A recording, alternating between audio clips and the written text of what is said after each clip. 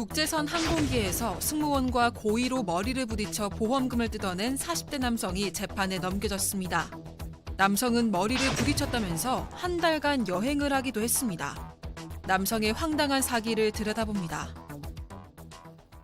이거는 정말 약간 좀 저는 기사 보고 웃음이 나왔어요.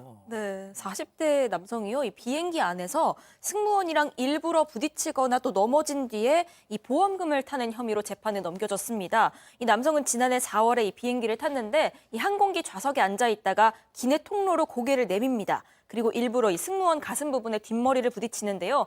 이후에 다쳤다고 주장을 하면서 여행을 다 마치고 입원을 해서 보험금을 타낸 그런 혐의를 받습니다.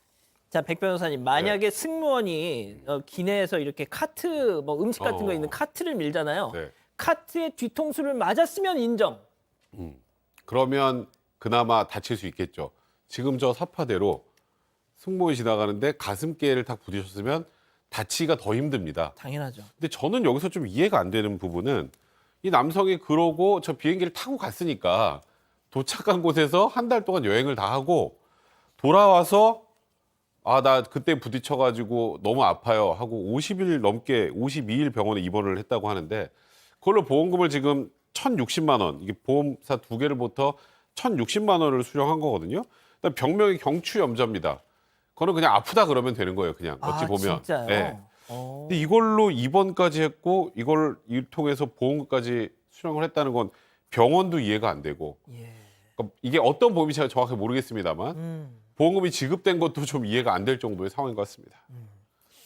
자, 그런데 일단 뭐 처음 해보는 솜씨는 아닌 것 같다는 생각이 들거든요. 네, 지난해 2월에 이미 비슷한 일이 한 번 있었습니다. 그때는 비행기 타는 과정에서 넘어졌다라고 하면서 그때 또 876만 원을 탔고요. 여기도 39일을 입원했어요. 지금 백 변호사도 얘기를 했지만 요즘 입원 치료 받아보신 분들은 아실 겁니다. 특별한 사정이 없는 한 일주일 이상 입원하기 정말 힘듭니다. 저런 일들을 방지하기 위해서 병원에서 거의 의무적으로 5일 일주일이면 퇴원시켜버려요. 그래서 나 좀 더 아파요로 얘기해도 치료 다 끝났습니다. 돌아가서 귀가해서 통원 치료하세요 이러거든요. 어떻게 39일, 50일을 경추염자 넘어졌다? 저는 이거 잘 이해가 안 가요. 그럼 양 변호사님 말씀 들어보니까 이건 약간 병원 혹은 의사도 조금 의혹이 있습니다, 솔직히. 야, 교수님. 일단 우리 가족 여러분들은 그 승무원의 어떤 가슴 부위 쪽을 향해서 머리를 이렇게 복도 쪽으로 내밀었다는 거 보니까 이거는 오히려 성추행을 하기 위한 목적이 있었던 거 아니냐라는 좀 지적도 하시고요. 성추행으로 봐야 되겠죠. 그게 꼭 무슨 손을 대는 것이 아니라 자신의 몸의 일부를 대는 것인데 근데 지금 이 사람 같은 경우는 수상한 점이 한두 가지가 아니었는데요. 아까 얘기 나왔는데 한 달간 여행 마치고 귀국하고 50일 입원했고요. 또 입원할 필요가 없는데 39일 입원했고요. 또 입원 중에 수시로 외출하는 소위 그 나이롱 환자, 그 병원 앞에서 담배 피는 사람들. 그래서 이제 검찰이 압수수색을 통해 가지고 이 사람의 그 수첩을 보니까 보험금 수령 계획이 딱 적힌 메모들이 있었다는 거예요. 그러니까 완전히 이 사람 비행기 타고 다니면서 일종의 비즈니스를 한 거예요. 근데 제가 봤을 때는 우리나라가 이렇게 말도 되지 않는 이 행동을 갖다가 그대로 용인을 하니까 그러니까요. 이거 때를 쓰면 이게 먹혀 들어가는구나라고 본인이 그것을 인식을 하니까 저렇게 어처구니 없는 짓을 하는 거 아니겠습니까? 이거는 저 사람도 잘못했지만 우리 사회가 이런 사람들에 대해서 어떤 식으로 대처를 해야 되는가 하는 그 시스템도 저는 문제가 있다라고 봅니다. 그렇군요. 자, 그러면 세 번째 사건 체크포인트 짚어보죠. 주말엔 2배. 이게 무슨 얘기인가요? 이 남성이 가입해둔 게 운전자 보험이었는데요. 여기에 특약이 탑재가 돼 있었습니다. 바로 주말에 교통수단에서 발생한 상해는 입원 일당을 2배로 지급한다. 이런 내용이었습니다. 이걸 노리고요. 이 주말에 범행을 저지르는 치밀함을 보였습니다. 이에 더해서 이 남성은 보험사가 자신을 상대로 고소해서 수사 대상이 되니까 이 혐의를 벗기 위해서 항공사 승무원을 오히려 과실치상 혐의로 고소했습니다. 이 검찰은 이걸 허위 고소로 받고요. 직접 수사를 통해서 이 남성에게 무고 혐의를 추가했습니다. 양 변호사님, 이 정도면 이거 구속했어야 되는 거 아니에요, 이거? 글쎄 이제 구속 사유는 이 사람이 뭐 사람을 다치게 하거나 그런 건 아니지 않습니까? 구속은 시키지 않더라도 엄정히 처벌해야 될 필요성 분명히 있죠.